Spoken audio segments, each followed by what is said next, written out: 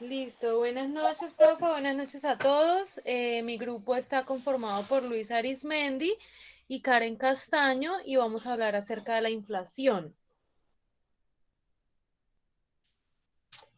¿Qué es la inflación? La inflación es el aumento generalizado y sostenido de los precios de bienes y servicios en un país durante un periodo de tiempo sostenido, normalmente en un año.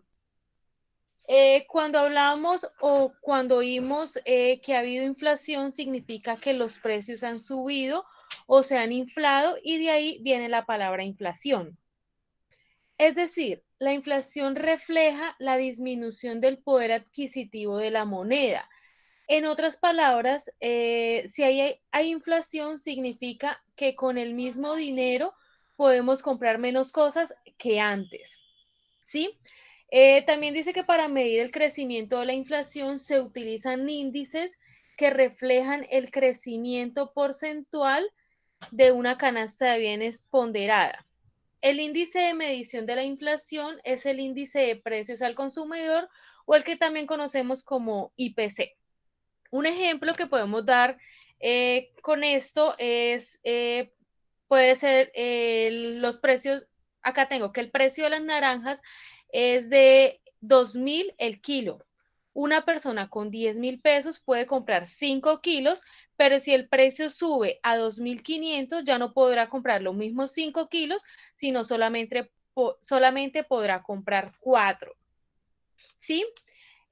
¿Cuáles son las causas de la inflación? Bueno, son 4. La primera, la inflación por consumo o demanda. Esa inflación obedece a la ley de oferta y demanda. Si la demanda de bienes excede la capacidad de producción o importación de bienes, los precios tienden a aumentar. En otras palabras, no hay producción suficiente para satisfacer todas las intenciones de compra, por lo que los precios suben. Por ejemplo, lo que estábamos viviendo pues hoy en día. Si todo el mundo pretende comprar tapabocas o guantes, el precio subirá porque no habrá tapabocas ni guantes suficientes para todos los compradores. ¿Sí?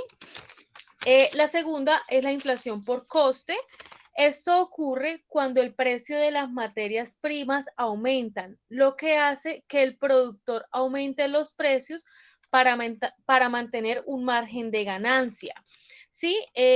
Un ejemplo puede ser cuando sube el gasto de energía o de combustible de cierto modo o de manera notoria, el proceso de fabricación de algunas empresas pues aumentará y ellos tendrán que incrementar su precio de venta para poder asumir ese aumento.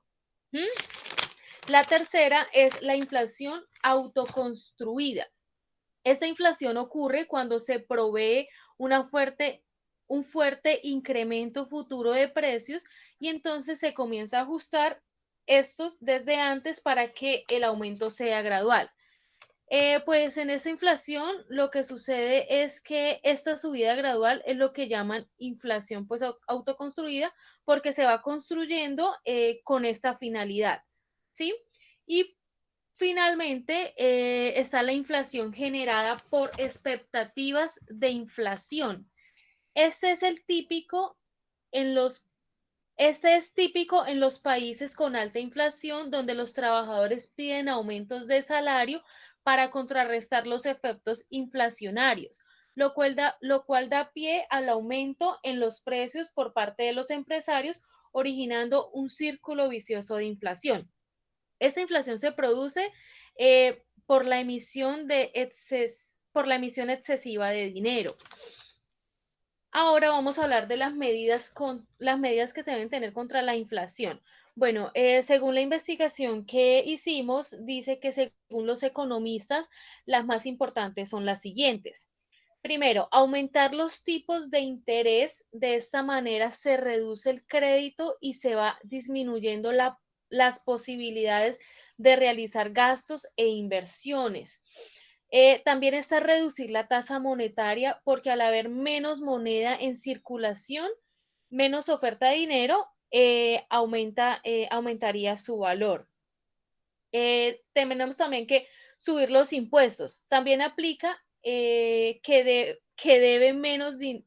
Perdón, también implica que debe menos dinero disponible tanto para las empresas como para los particulares, lo cual hará que baje el consumo. Y por último, dice la disminución del gasto público. Si la administración gasta, menos contribuye a la disminución de demanda de bienes y servicios, y la disminución de la demanda hará que bajen los precios. Sí, ahora vamos a hablar de la clasificación de la inflación por magnitud. Eso lo va a explicar mi compañero Luis Arismendi. Así es, clasificación de la inflación por su magnitud. La inflación según la magnitud del aumento suele clasificarse en tres distintas categorías. La inflación moderada se refiere al incremento de forma lenta de los precios. Cuando los precios son relativamente estables, las personas se fijan de este colocando su dinero en cuentas de banco, sea en cuentas corrientes o en cuentas de ahorros. En sí, las personas están dispuestas a comprometerse con su dinero en contratos a largo plazo, porque piensan que el dinero, porque el nivel de los precios no se alejará lo suficiente del valor de un bien que puedan vender o comprar. O sea que la gente se fija cuando la inflación está creciendo de manera lenta, entonces, y piensa que siempre se va a mantener así, y entonces deciden guardar su dinero en un banco que piensan que a largo plazo va a seguir igual. Inflación galopante. La inflación galopante sucede cuando los precios incrementan las tasas de 2 a 3 dígitos. Por ejemplo, estamos de un 30% pasó a un 120% o a un 240% en un plazo promedio de un año. Hiperinflación. Es una inflación anormal en la cual el índice de precios aumenta en un 50% mensual. Esto es una inflación anualizada de casi un 13.000%. Este tipo de inflación anuncia que un país está viviendo una severa crisis económica. Debido a que el dinero pierde su valor, el poder adquisitivo disminuye rápidamente y la población busca gastar su dinero rápidamente, y la población busca gastar el dinero antes de que pierda totalmente su valor.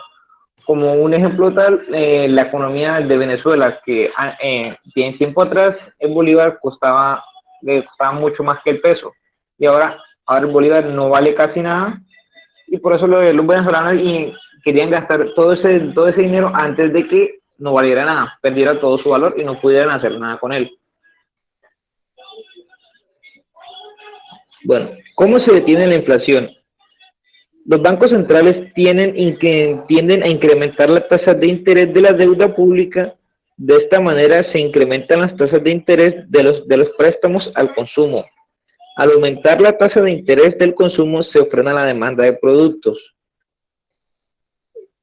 El lado negativo de este control es que al frenar la demanda de productos se frena a la industria que los produce, lo cual puede llevar a un estancamiento económico y desempleo.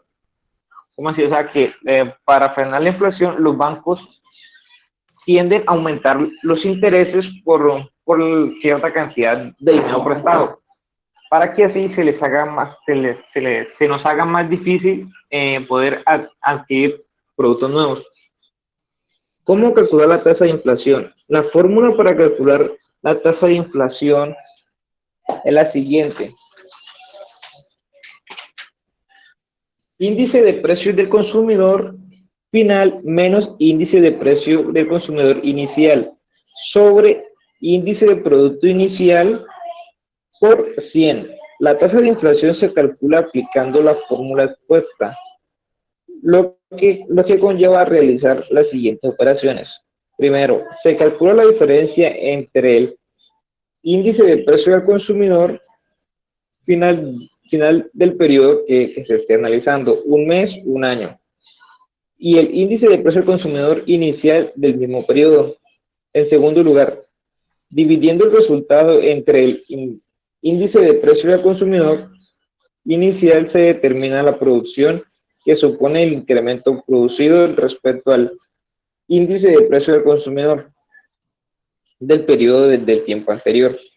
Por último, el resultado se multiplica por 100 para expresarlo en tanto por ciento. Gracias por su atención.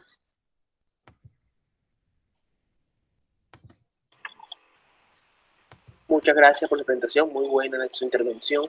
Listo, profe.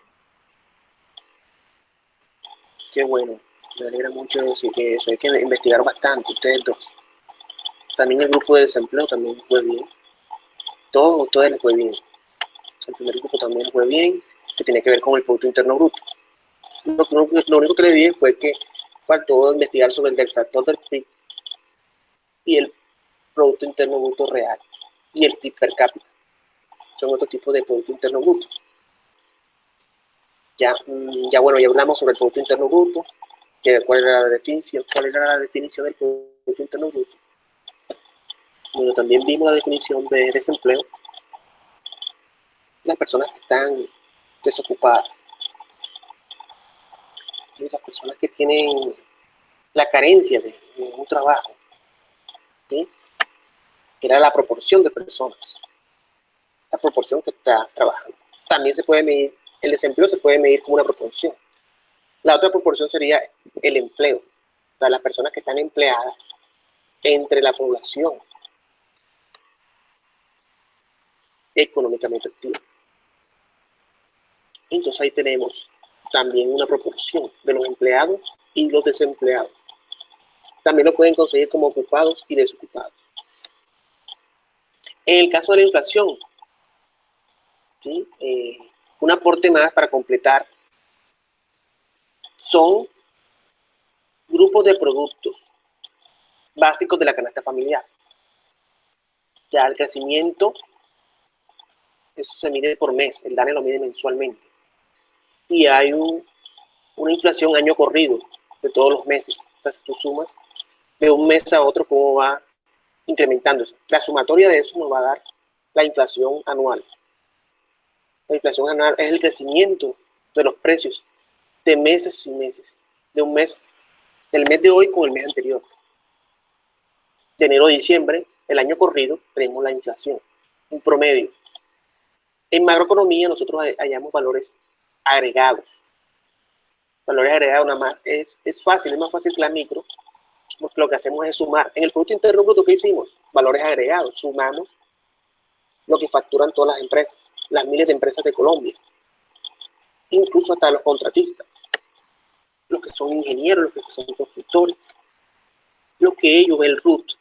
El RUT es el que va a tomar esa información del PIB para calcular el PIB, porque en el RUT se sabe cuánto cotiza cada uno, cuánto factura cada uno, y eso entra en las cuentas nacionales, entra en el Producto Interno Bruto, que son una contabilidad del país.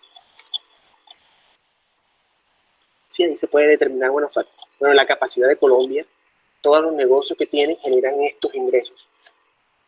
Eso es algo, es una sumatoria, o sea, ustedes saben que ese cálculo es.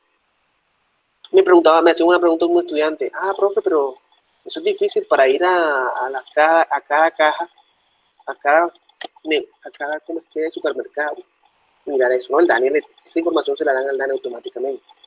Ellos tienen personal que maneja eso. Todos están obligados a declarar, a informar. Esa información ya está todo, digamos, organizado.